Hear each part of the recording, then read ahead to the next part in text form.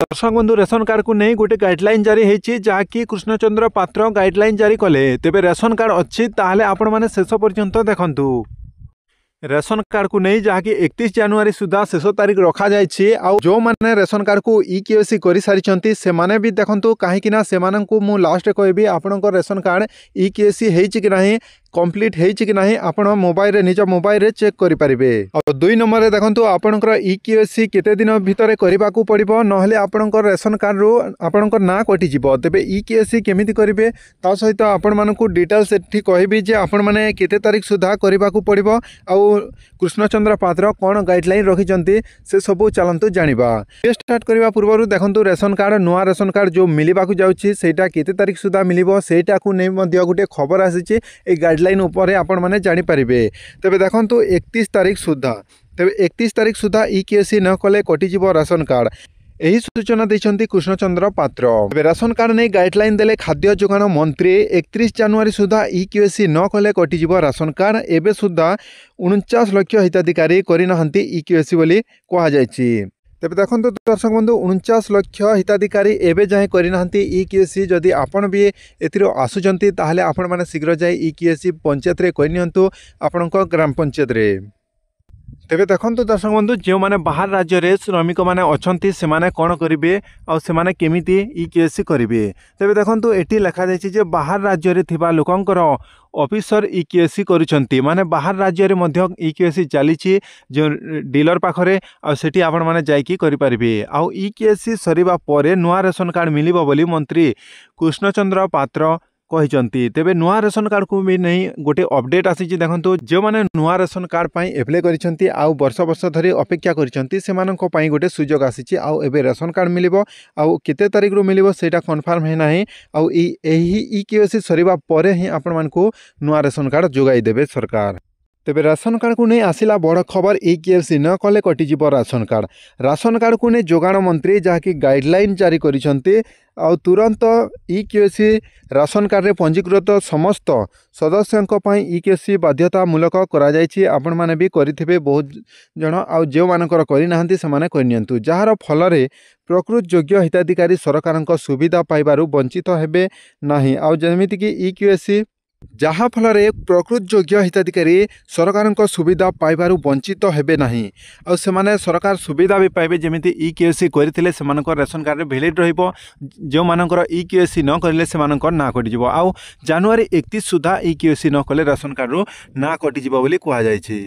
तेबे देखंतु ration card को नहीं जहाँ अपडेट आसी आपण माने जानि पारले एबे लास्ट डेट 31 जनवरी रही आउ देखंतु सरकारंकर लक्ष्य तेबे भारत सरकार मागणा राशन योजना अनुजाई देशर 90 कोटी लोकंकु मागणा राशन दिया जाउछि।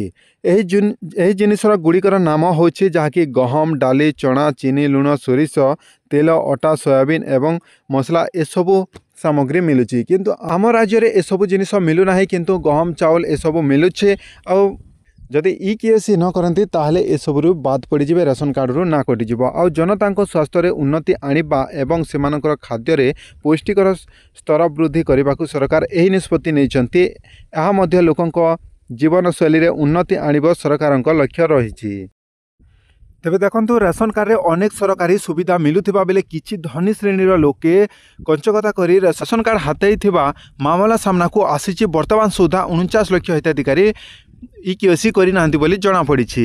आपण माने ईकेवाईसी हेछि कि नाही जदि आपण माने ईकेवाईसी करि सारिचंती आउ ईकेवाईसी हेछि कि नाही आमे निज मोबाइल रे केमिति जानिबा बोली आपण माने कहउचंती ताहले आपण माने केमिति करिवे देखंतु ईकेवाईसी आपणकर स्टेटस चेक करबा को हेले एठी आपण माने लिखि देबे जे आपणक फूड ओडिसा लेखिकी तो देखंतु मो फूड ओडिसा लेखिकी सर्च करूछि foododisha.in आउ एही वेबसाइट टी को आपण माने आसी जेबे एठी देखि पारथिबे foododisha.in वेबसाइट टी को मु आसी जाईछि ऑफिशियल वेबसाइट। आपण माने को किछि भी वेबसाइट को जिबा पड़िबा नाही एही वेबसाइट को आसीचंदी होम रे आपण माने क्लिक करिवे होम रे अछंती ताहले आपण मान को एठी गोटे ऑप्शन रहिथिबो एठी देखि पारथिबे आपण माने देखंतु नाउ योर ईकेवाईसी स्टेटस एही ऊपर आपण मान को क्लिक करबा को पड़िबो नाउ योर ईकेवाईसी स्टेटस ए ऊपर मु जेमिति क्लिक कर दोछि आपण मान को नेक्स्ट प्रोसेस जहा कि नेक्स्ट पेज आपण मान को ओपन हे जिवो आउ आपणकर तेबे आधार नंबर भी दे पारिबे और रेशन कार्ड नंबर भी दे पारिबे। एठी आपनको आधार कार्ड नंबर जो हेडकर आधार कार्ड नंबर किंबा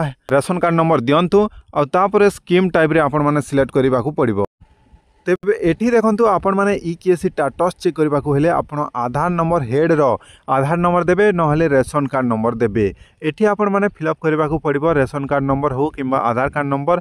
तापरे आपण माने एठी देखंतु देखि पारथिबे स्कीम टाइप ए स्कीम टाइप रे आपण माने सिलेक्ट करिवे एनएफएस रहिछि एसए रहिछि आ गोटे एसएफएसएस रहिछि माने ऊपरटा होछि नेशनल आ तलरटा होछि स्टेट।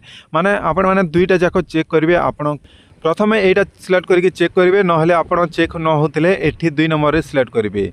तो देखो यहाँ मुझे चेक कर देखिए आपण मानक देखुची आठी गेट ओटीपी रे क्लिक करेंगे ओटीपी नंबर देदेवे तापर आपण माने सबमिट रे जेमिति क्लिक करेंगे आपणकर रेशन कार्ड रे जेते जनकर लिस्ट थिबो सेते जनकर आसीबो। जदि आपणकर ईकेएससी हे नाही आपणकर ना आसीबो नाही नहले आपण माने ईकेएससी नंबर जो गोटे बार रे रहिबो से ईकेएससी नंबर आपणकर शो करिबो नाही। से बोली भाबरे आपण माने मोबाइल रे भी चेक करि पारिबे। ए वीडियो से मानकु शेयर करंतु जो माने ईकेएससी करि सारिचंती किंबा करि नाहंती तांकर रेशन कार्ड थिले आपण माने से मानकु ही शेयर करंतु से माने मध्ये जानि पारिबे। आ ईकेएससी लास्ट डेट रहुछि 31 सुधा आपण माने करि पारिबे बोली गाइडलाइन रे जारी करा जायछि। तेबे दर्शक बंधु ए भली वीडियो आपण माने एही चैनल रे देखि पारिबे सर्वप्रथमे आउ आपण माने रियल अपडेट पाइ पारिबे। सेति पई एही चैनल टी को सब्सक्राइब करके रखितांतु। धन्यवाद।